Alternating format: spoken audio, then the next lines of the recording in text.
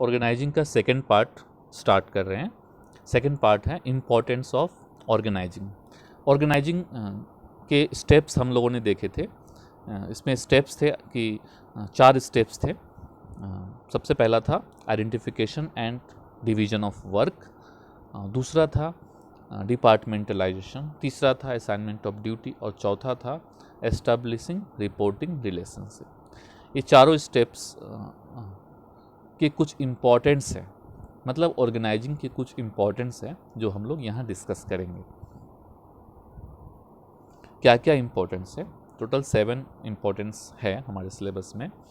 पहला है benefit of specialisation, मतलब ऑर्गेनाइजेशन से पहला फ़ायदा ये है कि हमें स्पेशलाइजेशन होगा। दूसरा है क्लैरिटी ऑफ वर्किंग रिलेशनशिप, हमें हमेशा क्लियर रहेगा किसके ऑर्डर लेने हैं, किसको ऑर्डर देने हैं, किसके लिए हम रिस्पॉन्सिबल हैं, कौन मेरे लिए रिस्पॉन्सिबल है। इफ़ेक्टिव एडमिनिस्ट्रेशन, प्रॉपर एडमिनिस्ट्रेशन हो पाएगा ऑर्गेनाइजेशन में। फोर्थ है optimum utilisation of resources waste नहीं होगा अगर ऑर्गेनाइजिंग प्रॉपर तरीके से करते हैं तो। पांचवा है एक्सपेंशन एंड ग्रोथ, सही तरह से ऑर्गेनाइजिंग हम करते रहें हमेशा अपने बिजनेस को तो हमारा बिजनेस एक्सपैंड करेगा, ग्रो करेगा। एडेप्टेशन टू चेंज को हम एडेप्ट करना सीखेंगे। अगर सही तरह से ऑर्गेनाइजिंग करेंगे तो हम चेंज को एक्सेप्ट करेंगे, क्योंकि एनवायरनमेंट डेली चेंज हो रहा है। अगर हम एक्सेप्ट नहीं करेंगे, अगर हम और चेंज को अपने फेवर में नहीं लाएंगे तो एनवायरनमेंट हमें इस बिजनेस फील्ड से बाहर निकाल फेंकेगा। उसके बाद है डेवलपमेंट ऑफ पर्सनल, और जो भी एम्प्लॉय हमारे यहाँ काम कर रहे हैं उनका डेवलपमेंट करना। ये 7 इम्पॉर्टेंस है ऑर्गेनाइजिंग का। सबसे पहला हम लोग देखते हैं बेनिफिट्स ऑफ स्पेशलाइजेशन। यहाँ पिक्चर में देख लीजिए, जैसे हर आदमी जैसे प्लम्बर है, प्लम्बिंग के काम में एक्सपर्ट है। उसी तरह कोई कुक है तो कुक के काम में वो एक्सपर्ट है।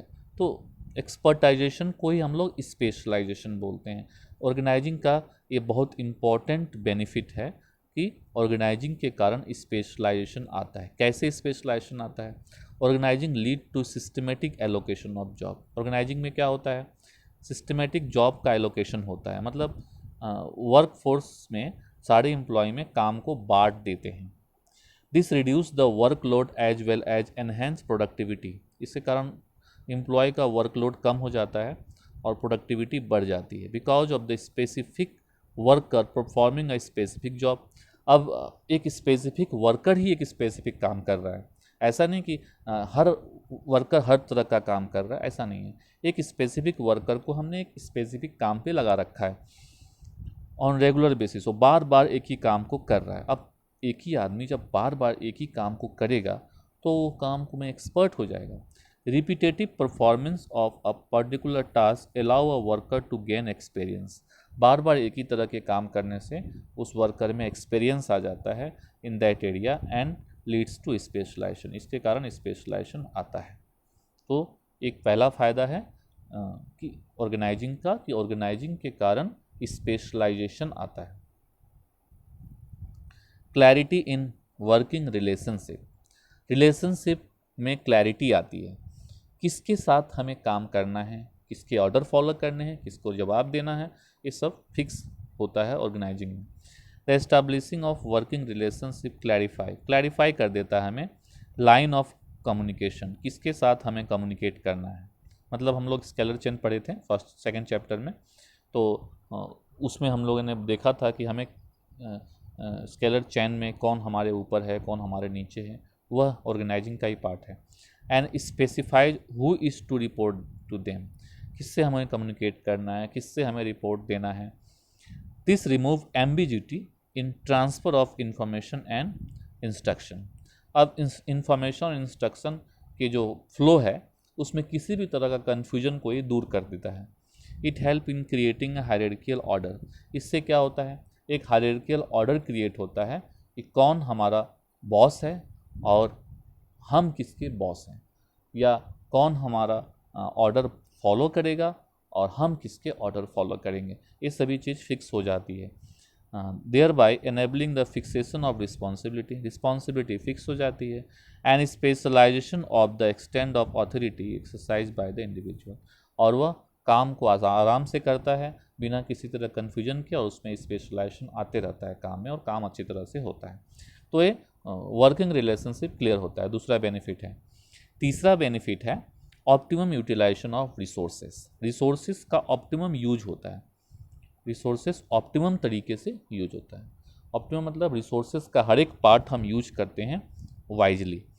ऑप्टिमम यूटिलाइजेशन का मतलब हुआ इफेक्टिवली हम रिसोर्सेस यूज करें, एफिशिएंटली यूज करें, इकोनॉमिकली यूज करें, कम से कम पैसा हमारा खर्च हो, ठीक है। Organising leads to proper usage of all materials, financial and human resources. सभी तरह के रिसोर्सेज को प्रॉपर तरीके से यूज करना हमें सिखाता है। The proper assignment of job avoid overlapping of work, overlapping नहीं होता है क्योंकि जॉब सभी का फिक्स है, किसे क्या काम करना है, तो ओवरलैपिंग नहीं होगा। And also make possible the best use of resources, और इसके कारण क्या होता है, रिसोर्सेज का बेस्ट यूज हो पाता है। Avoidance of duplication of work help in preventing confusion, duplication जब नहीं होगा तो कन्फ्यूजन भी नहीं होगा, जिसके कारण एफर्ट का भी वेस्टेज नहीं होगा और रिसोर्सेज का भी वेस्टेज नहीं होगा। इस तरह ऑर्गेनाइजिंग के कारण ऑप्टिमम यूटिलाइजेशन ऑफ रिसोर्सेज हो पाता है, ठीक है। अगला पॉइंट हम देखते हैं, adaptation to change. The process of organising allow a business enterprise to accommodate changes in the business environment.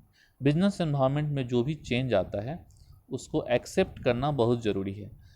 Environment में जो भी चेंज आता है अगर उसको हम एक्सेप्ट नहीं करते हैं तो एनवायरनमेंट हमें चेंज कर देता है, हमें बदल देगा, हमें गड्ढे में गिरा देगा। इसीलिए हमें एनवायरनमेंट के हिसाब से अपने आप को चेंज करना पड़ेगा। सर्वाइवल इज़ द फिटेस्ट, जो फिट होगा ऑर्गेनाइज, जो एनवायरनमेंट में अपने आप को फिट बैठा पाएगा वही इस बिजनेस फील्ड में सर्वाइव कर पाएगा। जो फिट नहीं बैठा पाएगा वो सर्वाइव नहीं कर पाएगा, इसलिए हमें चेंज करना जरूरी है। It allow the organization structure to be suitably modified and revision of interrelationship among managerial and levels to pave the way for the smooth transition. It also provides much needed stability to the enterprise as it can then continue to survive and grow in spite of changes. अगर हम change को adopt करना सीख लेते हैं तो किसी भी तरह का चेंज आएगा उसको हम आसानी से अडेप्ट कर पाएंगे। जब हम आसानी से अडेप्ट कर पाएंगे तो किसी भी तरह का चेंज आएगा हम ग्रो करते रहेंगे अपने ऑर्गेनाइजेशन में, सर्वाइव करते रहेंगे ऑर्गेनाइजेशन में। तो इसलिए चेंज को अडॉप्ट करना हमें सिखाता है organising. Effective administration, organising provides a clear description of job. सभी के जॉब फिक्स होते हैं, सभी को पता होता है करना क्या है। रिलेटेड ड्यूटीज, सभी को अपने ड्यूटीज फिक्स होते हैं, किसे क्या काम करना है। This help to avoid confusion and duplication, इसके कारण कन्फ्यूजन भी नहीं होता है और डुप्लीकेशन भी नहीं होता है। Clarity and working relationship enable proper execution of work, जब रिलेशनशिप क्लियर होता है तो वर्क भी प्रॉपरली एग्जीक्यूट होता है। Management of the enterprise thereby become easy and this bring effectiveness in administration. तो मैनेजर को ज़्यादा चिंता करने की ज़रूरत नहीं पड़ती है, ज़्यादा उसे टेंशन लेने की ज़रूरत नहीं पड़ती है कि काम हो रहा है कि नहीं हो रहा है, क्योंकि उसने सभी को काम दे दिया है, सभी की ड्यूटी फिक्स कर दी है, सभी को जवाब देना है प्रॉपर टाइम में। तो इस तरह management of the enterprise thereby become an easy and bring effectiveness in administration. Organisation को एडमिनिस्ट्रेशन करने में मैनेजमेंट बहुत इफेक्टिव हो जाता है। नेक्स्ट इम्पोर्टेंस है development of personal. Development of personal का मतलब यहाँ वर्कर्स हुआ, एम्प्लॉयज हुआ। Organising stimulate creativity among the managers. Manager जो भी ऑर्गेनाइजेशन में काम करते हैं उसमें क्रिएटिविटी को बढ़ाने का भी काम करता है ऑर्गेनाइजिंग। तरह तरह की ड्यूटी दे करके, तरह तरह का काम दे करके, एम्प्लॉय को डिफरेंट टाइप्स ऑफ ड्यूटीज़ दे करके हम ये एक्सपेक्ट करते हैं कि वो ड्यूटीज़ को अच्छी तरह से करे, पूरा करे। तो इस तरह हम उसको स्टिमुलेट करना चाहते हैं, उसकी क्रिएटिविटी को, कि वो काम को किस तरह से करता है। Effective delegation allow the manager to reduce their workload. अब सही तरीके से जब काम हम वर्कर्स में बांट देते हैं तो मैनेजर का जो वर्कलोड होता है वो कम हो जाता है। By assigning routine job to their subordinate, क्योंकि उसने अपना सारा रूटीन जॉब किसको दे दिया है, सबऑर्डिनेट को दे दिया है। This reduction in workload by delegating is not just necessary because of limited capacity of an individual, but also allow the manager to develop new methods and way of performing tasks. अब manager ने अपना काम किसी और को दे दिया करने के लिए, तो ये ज़रूरी भी है क्योंकि मैनेजर सारा काम तो कर नहीं पाएगा। साथ में ये भी ज़रूरी है कि जब हम किसी और को कोई काम करने देंगे तो वही काम को वह नई तरीके से करेगा, नए मेथड से करेगा और एक नया मेथड ऑर्गेनाइजेशन में डेवलप्ड होगा। जब ये नया मेथड डेवलप होगा, नई थिंकिंग, नई क्रिएटिविटी डेवलप होगा, तो इससे किसका डेवलपमेंट होगा, इससे एम्प्लॉय का डेवलपमेंट होगा। इसलिए डेवलपमेंट ऑफ पर्सनल होता है ऑर्गेनाइजिंग के कारण। It gives them the times to explore area of growth, growth के एरिया को एक्सप्लोर करने में का टाइम मिलता है एम्प्लॉय को। And then opportunity to innovate thereby strengthening the company's competitive position, और नया मेथड यूज करके, नया इनोवेशन का यूज करके कंपनी को कम्पिटिटिव बनाने का काम करते हैं employ. Delegation also develop in the subordinate the ability to deal effectively with challenge and help them to realise their full potentials. Delegation के कारण सबऑर्डिनेट को एक चैलेंज मिलता है काम को इफेक्टिवली डील करने के लिए, और उस चैलेंज को एक्सेप्ट करने के बाद उसकी पोटेंशियलिटी बढ़ता है और उसका डेवलपमेंट होता है। नेक्स्ट पॉइंट है एक्सपेंशन एंड ग्रोथ।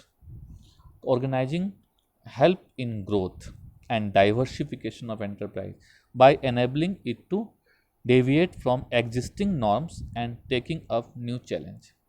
अब day by day business environment बदल रहा है और इस बदलते एनवायरनमेंट में अपने चेंज को अडॉप्ट करते हुए हम एग्जिस्टिंग नॉर्म्स से आगे बढ़ेंगे। जब टेकिंग अप न्यू चैलेंज, नया चैलेंज जब हम एक्सेप्ट करते हैं, तो it allow a business enterprise to add more job position. उसके कारण बहुत सारे जॉब पोजीशन क्रिएट होते हैं, डिपार्टमेंट्स क्रिएट होते हैं, and even diversify their product line. और धीरे धीरे जब ऑर्गेनाइजेशन में मैनेजर बढ़ जाते हैं, जैसे मैंने इससे पहले वाले पॉइंट में बताया कि क्रिएटिविटी बढ़ती है, अब जब क्रिएटिविटी बढ़ेगी एक ही काम करने के लिए बहुत सारे मेथड एम्प्लॉय यूज करना शुरू कर देगा, तो इसके कारण उसमें मैनेजरियल टैलेंट डेवलप होगा। हमारे पास बहुत सारे मैनेजर हो जाएंगे तो हम अपने ऑर्गेनाइजेशन के बहुत सारे ब्रांचेज खोल सकते हैं, अलग अलग डिपार्टमेंट्स खोल सकते हैं, अपने ऑर्गेनाइजेशन को और बड़ा कर सकते हैं, नया प्रोडक्ट लाइन जोड़ सकते हैं। एक प्रोडक्ट बनाते थे तो हम 10 प्रोडक्ट जोड़ सकते थे। New geographical territory can be added, नया जोग्राफिकल टेरिटोरी हम ऐड कर सकते हैं क्योंकि हमारे पास मैनेजर बढ़ गए हैं to current area of operation, and this will help the increase customers base. Customer हमारा बढ़ेगा, हमारा सेल बढ़ेगा, हमारा प्रॉफिट बढ़ेगा, इस तरह हमारे बिजनेस का ग्रोथ होगा। इसी के साथ ऑर्गेनाइजिंग का इम्पोर्टेंस समाप्त होता है। Thank you.